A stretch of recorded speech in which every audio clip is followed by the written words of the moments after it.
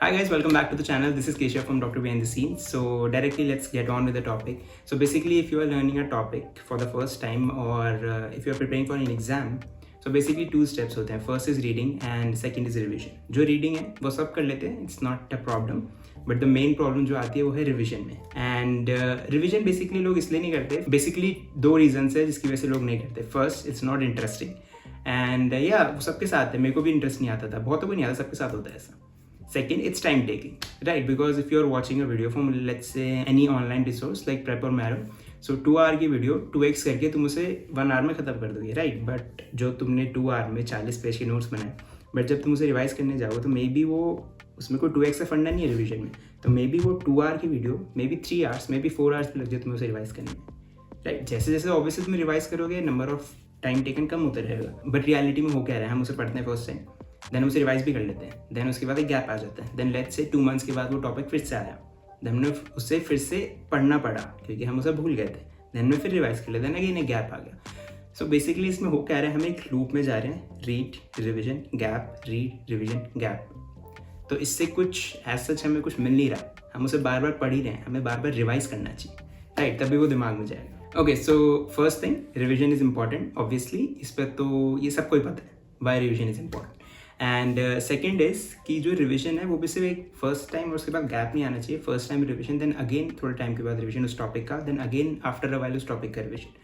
अगर you can do like first day तुमने revise किया, then after third day, then 7th day, and then 2 weeks, and then after a month. This is basically called space repetition, कि तुमने space interval का gap दिया. तो basically तुम्हारा जो topic है वो तुम्हारे दिमाग में घुस जाए. ओके, नाउ जो फर्स्ट मेन रीजन था जिसकी वजह से लोग रिवाइज नहीं करते हैं, that is it's not interesting. So in this video I'll discuss कि how you can make your revision interesting. I'll discuss the techniques, and जो techniques है these are not कि just मैंने Google के बारे में बता रहा हूँ. These are the techniques जो मैं use करता हूँ in day to day life, मतलब daily revision में. So let's begin with the first technique. First technique is revision question technique. So basically फंडा इसमें यही है, जो भी तुम पढ़ रहे हो make questions उसके, डायरेक्टली उसके क्वेश्चन बना लो, एंड जब तुम्हारा रिविजन का टाइम आएगा उस क्वेश्चन को पढ़ो एंड सोचो कि उसका आंसर क्या हो सकता है, एंड जस्ट चेक कि वो आंसर सही है या नहीं है. एज सिंपल एज दैट, बस इतना सा है. एंड इसमें जो मेन फंडा यूज़ हो रहा है इस बेसिकली कि तुमने क्वेश्चन लिख रखे हैं बट तुम्हारे आगे आंसर नहीं है. सो तुम एक्टिवली अपना ब्रेन यूज़ करोगे उस आंसर को सोचने के लिए, राइट? तो तुम जो वो सोचोगे तुम्हारा ब्रेन वर्क करेगा, एंड अगर तुम किसी बंदे से कुछ काम करवाते हो तभी वो काम वो सीखता है. सेम गोज विद ब्रेन, तुम ब्रेन से काम करवाओगे वो सीख जाएगा. So this technique is known as active recall, and ये उसी का एक है, revision question technique. So basically you can do in 2 methods. First is obviously pen and paper, that is with pen and paper, and the second is with digital. So I'll start with pen and paper. So basically just take an A4 sheet and उसे 2 parts में बांट लो, like ऐसे fold कर लो, and just write questions here and write your answers here. And जब तुम्हारा revision का time आएगा just read these questions and then just open ऐसे and check your answer कि वो सही है या नहीं. As simple as that. यहाँ पे सारे क्वेश्चन, यहाँ पे तुम्हारे answer. Okay. And second is digital. You have 2 ways. Either you can do on Google Sheets or Notion. In Google Sheet you just have to write your question. तुम्हें type करना है अपने question, and if you want to write the answer तो उसके साथ में तुम answer लिख सकते हो, वो हाइड हो जाता है. Okay, and then comes the another one for digital is by handwritten digital notes. Okay, so recently अभी मैं यूज़ वो कर रहा हूँ. 5th ईयर में मैं Google Sheets और Notion यूज़ कर रहा था, बट मेरी टाइपिंग स्पीड उतनी अच्छी नहीं है तो मैंने इस पर स्विच कर लिया हैंड रिटन पे. So hand written for this I use Notability. You can use GoodNotes और whatever note taking app. Basically तुम जो उसका इनबिल्ट ऐप है तुम वो भी यूज़ कर सकते हो. Just write the question, and जब तुम्हारा रिविजन का टाइम आएगा just read the question, and तुम्हारे पास अपने नोट्स है. If you don't want to write the answer, तुम्हारे पास अपने नोट्स है, क्वेश्चन रीड करो, सोचो क्या आंसर हो सकता है, and then check in your notes कि वो सही है. As simple as that. And इसका फ़ायदा यही है जो मैंने पहले बताया कि तुम्हारा ब्रेन एक्टिवली यूज़ हो रहा है इससे इस प्रोसेस को करने में. सो अगर ब्रेन यूज़ हो रहा है तो वो सीखेगा, वो लर्न करेगा, एंड तुम्हें वो लंबे टाइम तक याद रहेगा. This is called active recall. Okay, so the next thing is doing MCQ करना is very very very very important.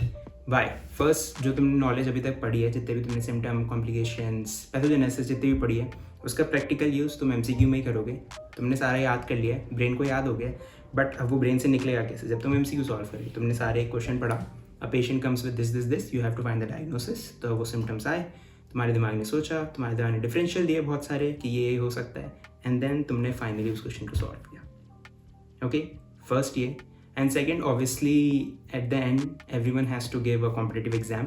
For us it's FMG, later it's NEET PG। तो FMG और नीट PG दोनों में ही MCQ आते हैं। So basically practice भी होती है एंड साथ में जो तुमने आज तक पढ़ा तुम्हारा नॉलेज फाइनली वो यूज़ होता है वहाँ पे। And this again is an example of active recall. तो जितने मैंने प्रोसेस अब तक दोनों बताया, दोनों ही एक्टिव रिकॉल के थे क्योंकि इसमें तुमने पढ़ा एंड ब्रेन ने एक्टिवली यूज़ की। नाउ कम्स द सोर्सेज जो मैं यूज़ कर रहा हूँ before solving MCQ। First is prep and marrow, you can use that but it's paid, and the second is osmosis. You can try osmosis if you log in, 7 days free trial है, तो उसमें you can check कि वो कैसे question है, but their clinical questions are totally worth it, like उसमें proper बहुत अच्छे से clinical questions दे रखे हैं. Then third is pre-PG. So pre-PG is a free app. You can try it on browser or you can download the app. उसमें तुम कर सकते हो. उसमें जो MCQ पार्ट है वो फ्री है, रेस्ट ऑल पेड है, बट तुम्हारा मेन MCQ तो वो तुम्हारा हो जाएगा. Next is review books. Review books is a great resource for solving MCQ. Plus उसमें पॉइंट टू पॉइंट तुम्हें वो भी दे रखे हैं जो एक टॉपिक का इन अ शॉर्ट समरी टाइप, तुम वो भी पढ़ सकते हो. एंड प्लस उसमें MCQ दे रखे हैं, so it's a great resource. So either you can buy from Amazon or market में, or the other way you guys know, Telegram, इसमें तुम्हें मे भी मिल जाए. So check it out. Now comes the third one जो हम बचपन से करते हैं, that is रीडिंग. या मैं स्टिल इसे यूज़ करता हूँ. It's not a active process, it's a passive process. तो बहुत बार उसे करना पड़ता है तब जाके कोई चीज़ फाइनली दिमाग में याद होती है. And so you can use it for to learn factual things. So जैसे TNM स्टेजिंग है, सो TNM स्टेजिंग लर्न करने के लिए जस्ट रीड योर नोट्स. तुम उसे 5 बार 6 बार 7 बार करोगे, वो एंड में फाइनली याद ही हो जाएगा. Now how can you make it interesting? Okay, just जैसे लेट्स से कोई भी एक टॉपिक है, यहाँ पे टॉपिक की हेडिंग को तुमने देखा, रेस्ट पार्ट तुमने बुक से छुपा दिया. देन उसके बाद उसके बाद हेडिंग पढ़ो, खुद ही सोचो इसका आंसर क्या है, देन चेक क्यों सही है गलत है. You can do that. It's also less time consuming, because तुम्हें कोई क्वेश्चंस नहीं लिखने, वहाँ पे सारी हेडिंग्स हैं, तुम्हें छुपाना है, आंसर सोचना है, देन चेक सही है नहीं है. As simple as that, but cheat मत करना, then it's very good. Then fourth one is ask question to yourself. Okay, so basically जो भी तुम काम कर रहे हो, नॉट पढ़ने के अलावा जब तुम काम कर रहे हो, तुम वॉक कर रहे हो, कुछ भी कर रहे हो, खाना बना रहे हो, जस्ट आस्क क्वेश्चन खुद से. जैसे तुमने आज कोई टॉपिक पढ़ा, again let's say mitral stenosis, तो खुद से जब खाना बना रहे हो पूछ लो कि व्हाट आर द सिम्टम्स. खुद ही सोचो, खुद ही आंसर करो, तुम्हें खुद ही पता चल जाएगा सही है गलत है. कोई प्रॉब्लम नहीं. तो अगर तुम गलत भी दोगे तो कोई तुम्हें जज नहीं करो. बेसिकली इससे क्या होगा, तुम्हारा ब्रेन फुल डे एक्टिव रहेगा. इसमें जब तुम पढ़ रहे हो उसी टाइम एक्टिव नहीं रहेगा. जब तुम नहीं पढ़ रहे, कुछ और काम भी कर रहे हो, तब भी तुम्हारा ब्रेन कुछ ना कुछ क्वेश्चंस तो ऑलरेडी हमारे दिमाग में होते ही हैं, बट तुम उसे आंसर करोगे तो brain all the time active रहेगा.